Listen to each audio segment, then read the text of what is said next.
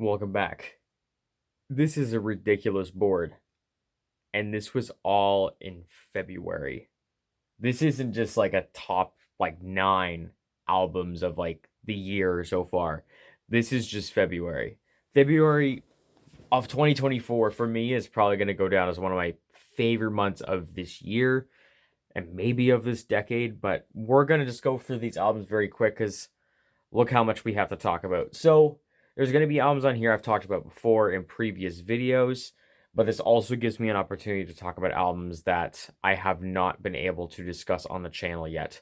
And one of those is Friko, Where We've Been, Where We Go From Here. So, this is an album I just discovered on Album of the Year. It had some incredible reviews. I believe around the time I checked, it had like an 85 score. So, it's like I was curious and I gave it a shot. And this album sounds very kind of in the mid 2000s to late 2000s of indie rock, where it was kind of reaching this renaissance. In particular, one of the reviews that I read had a very Arcade Fire kind of sound, and it's very, very apt to this album. So if you're looking for some very layered and textured indie rock, this album is fantastic. It's probably one of my favorite listens of the year. It's 9 tracks long, about 45 minutes. And if you're looking for a sampler, the last track, Cardinal, has some orchestral influences. The vocalist on the track is going into those really higher registers, and it's a very just kind of song that kind of almost sonically just tugs at your heartstrings. It sounds very heartwarming. It sounds very sad, but it just feels, it's just a weird kind of feeling of just an embrace, warmth, but also this feeling of just being overcast and being just in this sad state. It's a really cool kind of mix, and I think this album is fantastic. It's one of my favorite listens of the year. Made in Tokyo with TI 808. So I have been listening to Made in Tokyo for the past year or so now. And the big album that got me into Made in Tokyo, besides, of course, the singles from a little bit ago, was Yokohama, which I believe is a collab project with Uno the Activist. And if you're looking for some great rage, some great kind of video game inspired 8-bit kind of trap, and both of these artists, especially Made in Tokyo, that's an incredible album. But this one, this is entirely self-produced by Made in Tokyo. So Made in Tokyo has made quite a renaissance for himself. It's not really getting noticed, but I hope with more time this album and this kind of reinvention of himself becomes more popular over time, because this album is great. It kind of has more of like a summery kind of feel. It has a very jazzy kind of R&B kind of style to it. So if you remember Uber Everywhere, and to get to this point, it's a very interesting kind of look back onto the career. If you're looking for a good sampler size, All Summer has almost like this kind of elevator music, kind of bossa nova type of sound that it's just perfect for the summer. I can't wait for it to take this song and take this album in particular on car trips and car rides. Being able to experience this very summery, this very warm, this very fun, but also can get into sentimental and also some very introspective stuff when it comes to MadeinTYO's relationship with his kids and all this kind of stuff too. MadeinTYO has matured quite a bit, and you definitely hear that on this album, so I highly recommend it. IDLES with TANGK. So when I reviewed this, I gave this album a 7. Now, with time, I feel that this album has actually grown on me quite a bit. And where I said that it was the least immediate project, while I still believe that, it works in a way where it feels very groovy, it feels very fresh, it feels very new, and it opens up a lot of doors for IDLES going into the future. I think this sound has its own kind of way of being kind of a little bit dirtier, but also has a little bit of a groovy aspect to this album. Pop Pop Pop is a great example. It has a little bit more electronics, has a lot more percussion. It has a little bit more of a faster pace. And I was looking through the liner notes, and Kenny Beats is attributed to the executive producing, and you can definitely feel kind of the hip hop influence that's kind of showing up on this record here as well. You get a whole bunch of mixes here too, especially on Roy as well. That you have these really like sun-soaked guitars, and it sounds with the mix of these heavy electronics with this very like crisp sounding guitar, like There's so many great sounds on this album. And then, of course, like I said on the other review, you do get the trademark kind of sounds of Gift Horse and Grace. Like all those songs and all this album put together, it's becoming, honestly, I was saying is my least favorite IDLES record, but now it's almost getting to the point where it may become my favorites in due time. So Chelsea Wolfe, she reaches out to she. So this is my first introduction to Chelsea Wolfe. I was really captivated by the cover, and when I put this album on, let me tell you, the mixing and the way that this album sounds is something to behold. This is amazingly crafted to every single detail. It's industrial, dark wave, almost sometimes breakbeat. You get some metal aspects into this thing. Chelsea Wolfe is going to be an artist I'm going to dive into some more, especially with this album. It just sounds so dark, but it sounds so grandiose. It sounds grim. It sounds very just down the dumps. It sounds like blue, like the album cover is. It just sounds like a blue kind of atmosphere, and it has this kind of goth tinge to it. It's a really cool kind of concept sound-wise on this record, and Chelsea Wolfe's vocals just break right through, and they just have this kind of emotion to it.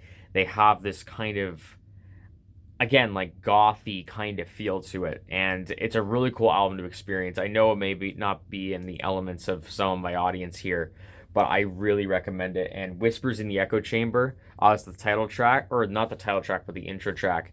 If you want to get a good taste of this, like the sound of that song is so interesting. Like it jumps all over the place. There's this weird kind of, it almost sounds like something out of a horror movie where it's like the synth that kind of just like buzzing or kind of whooping around in different sounds, and then at the end it just crushes into these very heavy drums and these really heavy kind of electronic bass hits. It's just an incredible song, one of my favorite songs of the year, and a great kind of sampler if you want to get into this album. So 2093 by Yeat. Still an incredible listen. Still something that I'm still shocked that an artist like Yeat can pull an album like this off.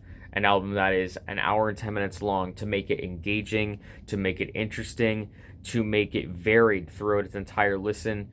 It's still quite impressive to me to this point. And whenever this album, I feel like, does get a little bit more monotonous or gets a little bit boring, it always throws something different into the mix to make it so you constantly are engaging with this listen. And I'm getting more and more stuff as I listen to this record. The layering, the vocal layers all over this thing, the instrumentals are a lot more detailed the more you look into it. And when you kind of take into effect that Yeat always puts a ton of a lot of vocal chops and a lot of vocal kind of pieces throughout these instrumentals, it makes the instrumentals pop that much more, and you get so much more detail as you listen to this record. So 2093, still an incredible album, especially in this genre of rage and trap music. Serpentwithfeet with Grip. This is the album I've been playing the most throughout this entire month. It is such an easy album to throw on. It has such a nice sound to it. I was thinking about this for the past the past week or so that I've been listening to it. It actually reminds me a lot of Lil Nas X's Montero, where you get that good mix of pop, mainstream pop, but you do get the hip-hop influences kind of going through to make this really catchy, this really fun, and this really kind of addictive kind of sound. And I think this album kind of balances it especially well. Safe Word is definitely one of my favorite songs. Again, as I said in the past video, the higher tone or the higher pitch in the vocals that Serpentwithfeet gets onto that hook is fantastic. The I'm Your Shelter portion, kind of in that last little bit of the chorus, it just gets in my head just all the time. And another track that honestly I really could throw on here is Spades. And while this album dives into a lot of club aspects, a lot into sex, a lot into love, a lot into relationships, Spades is a really cool kind of song where it kind of Serpentwithfeet takes in the perspective of a relationship with a lover that took the time and was more loving, was more patient, was more kind. And it's kind of cool that the song kind of also talks about it's just like this person was patient enough to teach you spades. They don't make like men no more, like that no more. They deserve to stay. That's kind of a really cool kind of love song in such a really kind of disgustingly or like a very sexual, a very explicit, a very erotic record. So you get a good mix of all of this on here. So I really like Grip, becoming probably my second favorite Serpentwithfeet record.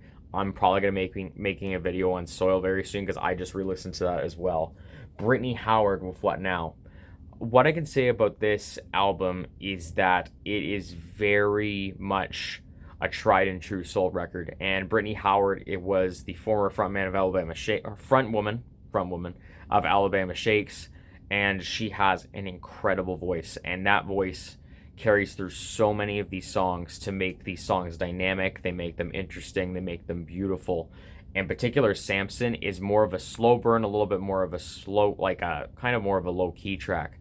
But the way that the instruments just kind of play off of each other, and then you have Brittany Howard singing throughout this entire song, it reminds me of like this kind of blues club where it's like kind of like dimly lit. You have the piano and you have like the spotlight on the singer, and it's just a really, it sets up this really nice atmosphere of a soul record. I really recommend What Now.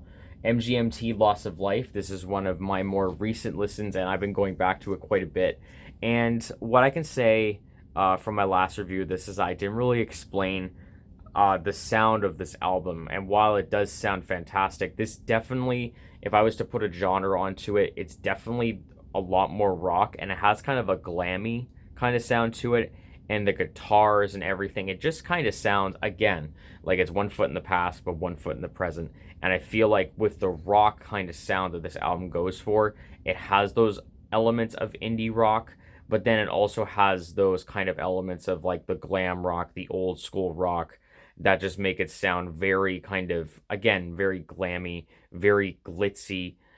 All over this record, it just sounds really cool and really interesting. And again, the outros on these songs, particularly with People in the Streets, like, man, it is just pure just euphoria when I listen to that track. And it has really cool catchy vocal melodies. And the MGMT, I forget the singer's name, but he has this really cool voice, and it makes it, I don't know how to describe the voice that he has, but it's so captivating and it catches your attention whenever he sings. It's just really interesting. And I'm catching more and more with each and every listen of this record. So MGMT Loss of Life, really like it. And finally, we have Quadeca with Scrapyard. So another great album from Quadeca. This is more of a mixtape. It's more varied. It kind of carries more of the hip hop sound that we've kind of known Quadeca for, but it brings the elements of I Didn't Mean to Haunt You into more of a hip hop context. All these songs are great. All these songs are interesting. You get a wide range of from experimental to accessible to kind of something in between. All the Scrapyard EPs led to an amazing project altogether. I've kind of jumped around back and forth with my favorite tracks. But Texas Blue, which was originally my favorite, is still one of his. But Dust Cutter, I found I have been gravitating a lot towards the most. The vocal kind of sample that kind of runs through the entire song.